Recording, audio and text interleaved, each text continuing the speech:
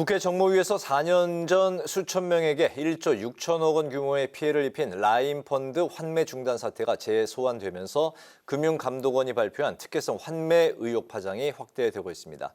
또 박민식 보훈부 장관의 친일 발언 논란도 국정감사까지 여야 공방이 쭉 이어질 전망인데요.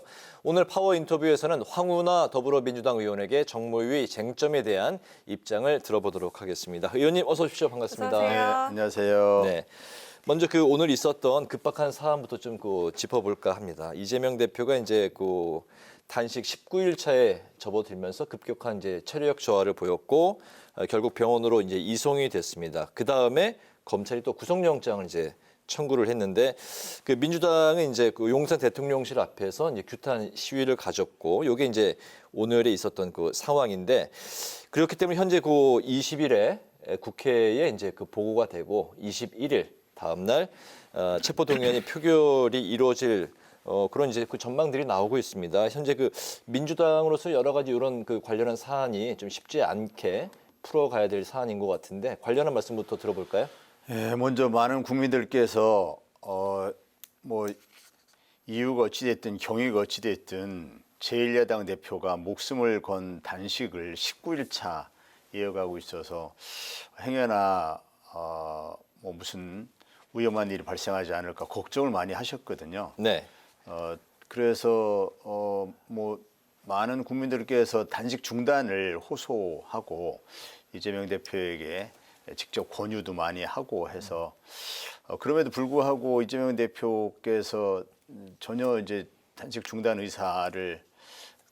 거부하시다가 그러다가 오늘 아침 6시 좀 넘어서부터 이제 비서실 직원에 의해서 건강이 너무 이상하다, 매우 안 좋다 이래서 급하게 후송이 돼서 지금은 위급한 상황을 다행히 넘겼다고 합니다. 네.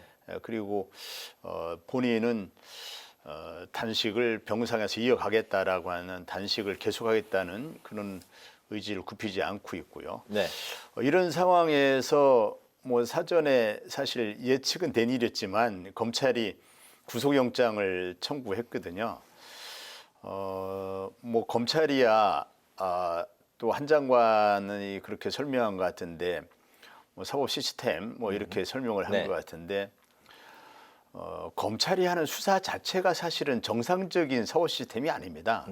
그래서 검찰이나 한 장관이 정상적인 사법 시스템을 전제로 이러한 정상적인 사법 시스템이니까 이러한 단식 등에 의해서 방해받으면 안 된다라고 하는 그 전제 자체가 정치 수사이고 야당 파괴용 수사였기 때문에 그래서 동의할 수 없고요. 검찰의 의도 또 한 장관의 의도는 이게 뻔하지 않습니까?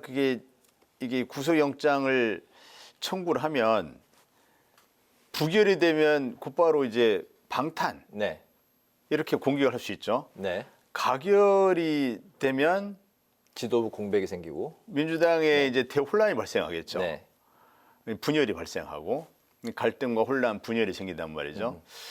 그래서 이재명 대표가 본인도 난 불체포 특권을 포기하겠다 했고 많은 우리 민주당 의원들도 우리 불체포 특권을 포기하겠다 이렇게 많이 이제 선언도 하고 많은 의원들 선언도 하고 의원들의 어떤 일치된 의견으로 지난번에 발표도 하고 그랬단 말이죠.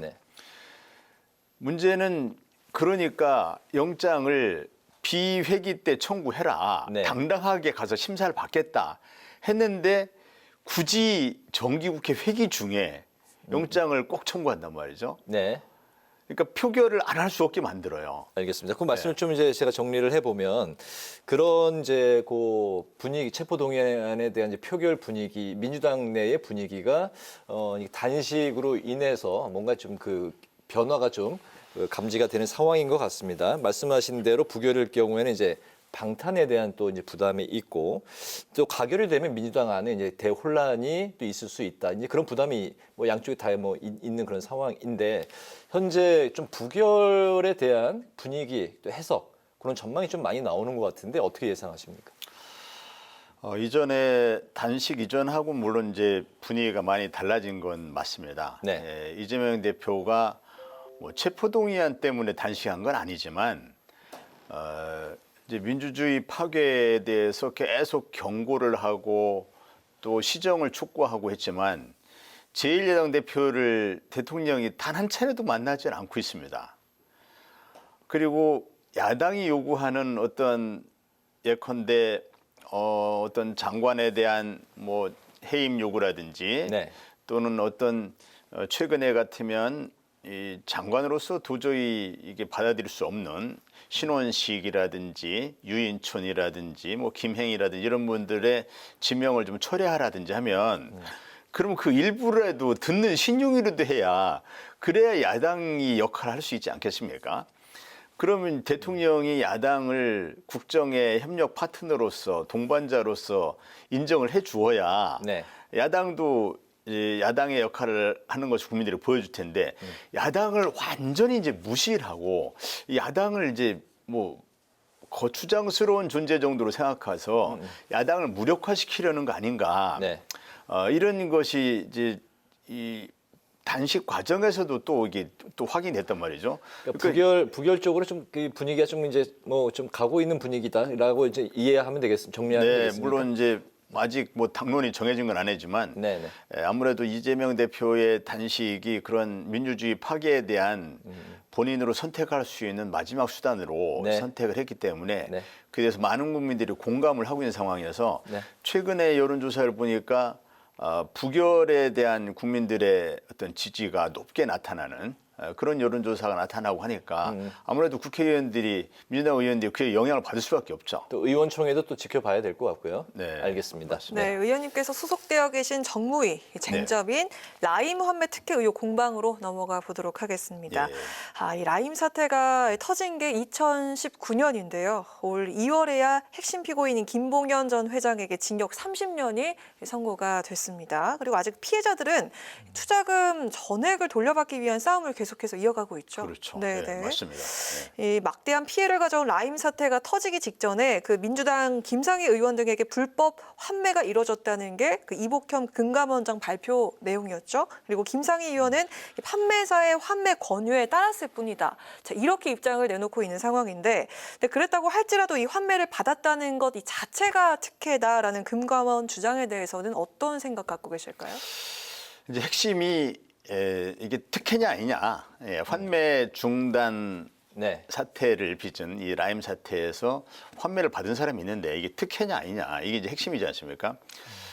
그러려면 이제 두 가지 전제가 충족이 돼야 됩니다. 첫째는 김상희 부의장, 김상희 의원이 이 환매를 받았는데 곧 환매 중단이 이루어질 걸 알고 있었느냐, 그에 대한 입증이 이루어져야 됩니다. 네.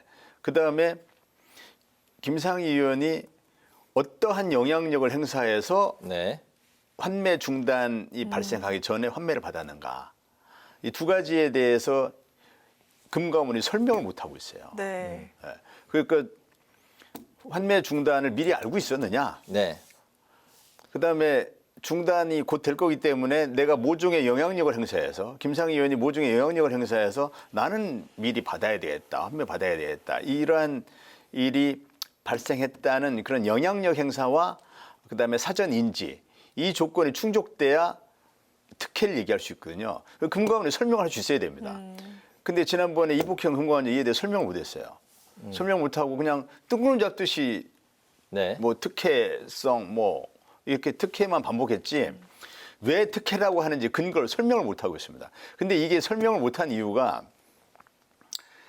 이복현 금감원장이 뭐 다 아시겠지만 윤석열 대통령의 이제 핵심 측근 중에 하나로 이렇게 알려져 있습니다. 그래서 이복현 금감원장이 금감원장 갈 때부터 금감원을 이게 특수부 수사팀화하는 거 아닌가. 이복현 금감원장이 금감원을 특수부 운용하듯이 하는 거 아닌가. 이 특수부 수사라는 것은 누구를 표적으로 삼아서 네. 그다음에 그 사람 표적이 된 사람을 뭐 탈탈 터는 방식으로 해서 그래서 아주 거칠게 수사를 하고 그다음에 수사 결과와 관계없이 기소라고 하는 정답을 미리 정해놓고 네. 결론을 내려놓고 그에 꽤 맞추기 수사를 해서 네. 그래서 그 사람을 이제 여론몰이해서 여론 재판부터 해서 완전히 거의 이제 뭐 범죄자로 낙인을 찍은 다음에 네. 그 다음에 기소를 하는 그것이 특수부 수사 방식이거든요. 그러면 정무위에서 이제 그 주요 쟁점으로 짚을 사안이 이게 표적 수사다라는 부분으로 이제 몰고 갈 생각이신가요, 민주당에서는? 그렇죠. 그래서 네. 그 지금 금감원에서 이미 수사가 종결되고 재판이 진행 중인 이 뭐 라임이니 옵티머스니 뭐 디스커버리니 이것을 지금 다시 조사하겠다고 하지 않습니까? 그 자체가 이것이 라임, 옵티머스, 디스커버리 등에 네. 관련된 사람들이 민주당 의원들이거나 전 정부 사람들이거나 네. 해서 이 사람들을 이제 표적으로 하겠다는 그 의도를 드러낸 것이죠. 네. 알겠습니다. 네. 라인 펀드 이제 말씀하셨는데 이제 뭐 지난 정부 때 이제 봐주기 의혹이 이제 뭐 제기가 됐었던 사모펀드 사태도 원점에서 이제 재수사를 하고 있는데 그렇기 때문에 민주당이 금감원과 검찰의 이런 재수사가 정치적 목적이 있는 게 아니냐 이제 뭐 의원님이 방금 말씀하셨던 그 부분인 것 같습니다. 네. 네. 이복현 금감원장이 자신의 역할을 정치 금감원의 역할로 인식하고 있는 걸로 보입니다. 네. 그러니까 금감원장으로서 지금까지 보여온 행태도 통상의 금감원장이 보였던 일하고는 그런 행적하고는 전혀 다른 모습을 보여왔거든요.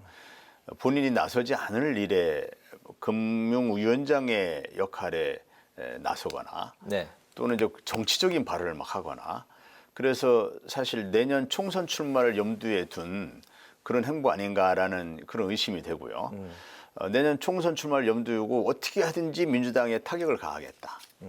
지금 이제 검찰, 감사원이 이미 표적 수사, 표적 감사를 하면서 어떤 정치 도구화된 상황이란 말이죠. 여기에 이제 금감원까지 나도 여기에 좀 끼겠다. 나도 검찰 못지않다. 내가 특수검사 출신인데 내가 이 금융 관련해서는 금감원의 그런 어떤 권한 역할을 가지고 야당을 얼마든지 표적 수사해서 그래서 검찰과 합작을 해가지고 검찰에 수사 의뢰하고 검찰에 고발하고 해서 그래서 야당을 분열시키고 파괴시키고 무력화시키는데 내가 일조할 수 있다. 네. 그 목적으로 지금 뭐 그걸 재수사를 하겠다는 둥, 재조사를 하겠다는 둥 이렇게 나서는 것 아닌가. 네. 그렇게 볼 수밖에 없습니다. 네. 그런 부분을 이제 이번에 국정감사가 뭐 지금 상황에서 이게 국회의 뭐 국정감사 또는 상임위 활동이 이게 과연 정상적으로 되겠는가? 야당 대표를 비회기 중에 영장 청구하면 얼마든지 실질적으로 받겠다고 했는데 굳이 회기 중에 영장 청구해서 야당을 분열시키려고 하고 있단 말이죠. 그런 아니면 방탄으로 가거나 뭐 이렇게 그런 의도가 드러난 상황에서 야당이 이게 국정감사 등 정기국회 활동이 정상적으로 이루어질까에 대해서 사실 회의적인 시각을 갖는 분도 계십니다. 그러나 정상적으로 국정감사가 이루어진다면 이런 부분들에 대해서 금감원이 언제부터 정치 금감원이 되느냐. 이복현 금감원장 오고 난 이후거든요. 이에 대해서 그 조목조목 추궁을 하면서 이복현 금감원장 체제하에서 금감원이 어떻게 정치 도구화했는지를 국민들에게 잘 알려드리려고 네. 준비를 하고 있습니다. 알겠습니다. 네, 이제 곧 다음 달이면은 또 정무위 국정감사가 있을 텐데 이제 라임 사태가 핵심 이슈로 급부상하면서 국감장에서도 이 여야 공방이 지속이 될 전방인데요. 금감원이 제기한 라임 환매 특혜 의혹과 검찰의 사모펀드 재수사와 관련해서 야당은 국정감사에서 어떤 부분을 짚을 계획인지 전략이 궁금하고 의원님께서 좀 개인적으로 가져갈 뭐 전략이나 또 짚을 부분들 있으실까요? 아까 말씀드린 것처럼 이 금감원에서 이미 수사가 종결된 그런 라임 옵티머스 디스커버리 등을 다시 끄집어내면서 뭐 전 정권 인사들 또는 야당 국회의원들이 관련돼 있다는 등 이런 것을 계속 언론에 흘리면서 특수부 수사 방법이거든요. 언론에 흘려서 뭔가 이게 여론이 나빠지게 한 다음에 그다음에 결론을 정해놓고 그에 꿰맞추기 방식으로 조사를 할 겁니다. 그런 그 금감원의 조사 방식에 대해서 국정감사를 통해서 이것은 금감원이 할 일이 아니다라는 부분을 정확하게 지적을 해서 금감원이 제대로 된 역할을 할 수 있도록 국정감사에서 바로잡을 그런 기획을 가지고 있습니다. 알겠습니다. 네. 문 전 대통령의 부친을 이제 뭐 친일파로 지칭한 게 아니냐, 뭐 이런 이제 그 논란이 있었던 박민식 법무부 장관의 발언도 이번 국감에서 이제 뜨거운 쟁점으로 이제 부상할 것 같은데요. 이제 박민식 장관 같은 경우는 이제 본인이 문 전 대통령의 부친을 친일파라고 지칭한 적은 없고, 다만 백선엽 장군이 친일파라면 문 전 대통령도 이제 부친도 동갑인데 마찬가지로 친일 아니냐, 마찬가지 아니냐, 뭐 이런 그 워딩이었다고 합니다. 어쨌든 그 문 전 대통령이 이제 박 장관을 고소한 상태인데 반일 정쟁으로 몰아가고 있다. 이게 이제 박 장관의 입장이거든요. 어떤 입장이실까요? 우선 지금 정말 그 민생이 고달픈 이런 상황인데 네. 장관이란 사람이 이 쓸데없는 이러한 그 이념 논쟁 이것을 만드는 것은 정말 부적절한 일이라고 봅니다. 이제 백선엽 장군 뭐 또 지금 문 전 대통령을 이제 끌어들이고 한 그 과정이 백선엽 장군을 이른바 그 반민족 행위자의 기록을 삭제한 데서 이게 시작된 거잖아요. 네. 보훈부가 지난 2009년 이명박 대통령 때 그때 반민족 그 친일 반민족 행위자들에 대해서 진상규명위원회를 만들어 가지고 그때 백선엽 장군의 이른바 간도 특설대라고 하는 간도 특설대라는 게 이게 그 독립군 토벌하는 특별 부대거든요. 네. 백선엽 장군이 간도 특설대에서 독립군 토벌한 것은 본인도 다 인정합니다. 이것을 어떻게 친일 반민족 행위가 아니라고 볼 수가 있겠어요. 그래서 2009년에 그건 독립군 토벌하는데 앞장선 사람이기 때문에 반민족 행위자로 이렇게 판정을 했던 겁니다. 그때. 그래서 그렇게 기록이 남아 있어요. 그거를 이제 와서 그 박민식 장관이 정말 일개 장관이 자신의 제멋대로 역사를 해석해가지고 내가 볼 때는 그거 아니다라면서 기록을 삭제했단 말이에요. 그러면서 그에 대해서 이제 지적과 비판이 제기되니까 그런 식으로 하면 뭐 문재인 전 대통령의 부친도 뭐 흥남에서 무슨 농정계장인가 하지 않았느냐 이런 얘기를 한 건데 네. 문 대통령의 부친께서는 우선 흥남에서 농정계장을 한 것이 해방 이후에 한 것이다. 백선엽 장군이 간도 특설대 활동한 것은 해방 전 독립군 활동할 때입니다. 그때 독립군 토벌할 때입니다. 그거하고 전혀 다른 차원이 되잖아요. 네. 그리고 독립군 토벌한 거하고 어떻게 농사 잘 짓게 할까 이런 농정계장하고 이게 같은 반열에서 비교할 수가 없지 않습니까? 그럼에도 알겠습니다. 불구하고 이런 것을 구분 못하는 박민식 장관이 아닌데 불구하고 왜 이것을 이런 역사 논쟁을 일으키고 문 대통령을 끌어들일 내용이 아닌데 끌어들이겠냐. 이게 다 총선용 발언이라고 봅니다. 알겠습니다. 총선용 발언이다. 네. 입장을 또 밝혔죠. 아까 이제 이복현 금감원장도 그렇고 박민식 장관도 그렇고 지금 그 뭐 원희룡 뭐 이런 분들이 다 지금 총선에 대비한 그런 정치적 발언을 하고 있다고 봅니다. 네네. 네, 이 박민식 장관은 정무위 소위를 일방 통과한 민주유공자법에 대해서도 국민도 국가보훈부도 그 대상이 누구고 또 공적이 무엇인지 알지 못하는 깜깜이 법안이라고 강도 높게 비판을 했는데 정기국회에서 공방 2라운드가 펼쳐질 것 같거든요. 이 문제 어떤 방향으로 논의를 해가면 좋을까요? 민주유공자법에 대해서 이제 그 우려하는 부분을 이 뭔가 이렇게 들어보니까 공적이 불분명한 사람이 다 민주유공자로 포함될 수가 있지 않느냐 이런 걸 우려하는 것 같아요. 뭐 그 우려가 전혀 뭐 근거가 없다라고 볼 수는 없죠. 그러면 그것을 이제 시행령에서 이제 상세한 기준을 만들어 가지고 그래서 어떤 사건을 기준으로 그러니까 어떤 사건에 관련된 사람은 다 유공자 이렇게 하다 보면은 그런 우려가 현실화될 수도 있어요. 그러나 개별 한 명 한 명의 공적을 심사를 해서 그 심사에서 이것이 과연 민주유공자를 인정할 만한 것인지에 대한 공적 심사가 이루어진다면 그런 우려가 해소될 수 있거든요. 근데 이게 또 논란이 될 수 있는 것이 뭐 부상한 사람 이런 경우도 또 논란이 될 수 있어요. 네. 그래서 그런 경우에 그것이 논란이 된다면 사망자로 국한하는 방법도 있을 수 있습니다. 이것이 지금 이 법이 발의된 취지가 벌써 3년 전에 발의됐던 것인데 올해 끌으면서 여기까지 왔는데 이제 대표적인 그 대상이 박종철, 이한열 이런 열사들에 대한 그 유족들에 대한 그런 예우 문제 때문에 시작된 것이거든요. 이러한 법의 취지를 충분히 생각해야죠. 이것이 뭐 부작용이 있을 수 있어요. 그런 부분은 시행령에서 충분히 그걸 걸릴 수가 있단 말이죠. 알겠습니다. 예, 그런 것을 걸릴 생각을 안 하고 뭐 자꾸 문제가 있다 그러면서 이게 민주유공자법 자체 통과를 막는 것은 이건 옳은 태도가 아니라 봅니다. 알겠습니다. 저희가 이제 생방송인 관계로 좀 시간 제약이 있기 때문에 예. 모든 질문을 다 드릴 수는 없고 이제 마지막 질문이 이제 남아 있습니다. 네, 그 의원님께서 이제 대전 중구가 이제 지역구신데 이제 총선이 내년 이제 한 7개월도 채 남지 않았고 마무리할 그런 이제 시점인데 그 동안에 의원님이 이제 21대 국회에서 거뒀던 이제 자신의 좀 주요 성과. 그리고 이제 국정감사에 임하는 의원님의 어떤 그 포부를 좀 마지막으로 들어볼까요? 예, 우리 대전 중구는 대전에서는 영남 지역이라고 불릴 만큼 대전의 대구다 이렇게 불릴 만큼 네. 보수세가 강한 곳입니다. 그렇군요. 예. 아시겠지만 강창희 전 국회의장님 그분이 거기에서 이제 내리 육선하시고 국회의장을 하셨고 네. 그분의 지지 기반이 확고한 강한 곳입니다. 지금까지 민주당의 공천을 받아서 당선된 국회의원이 한 명도 없었습니다. 네. 제가 처음 당선된 처음이시군요. 것이고요.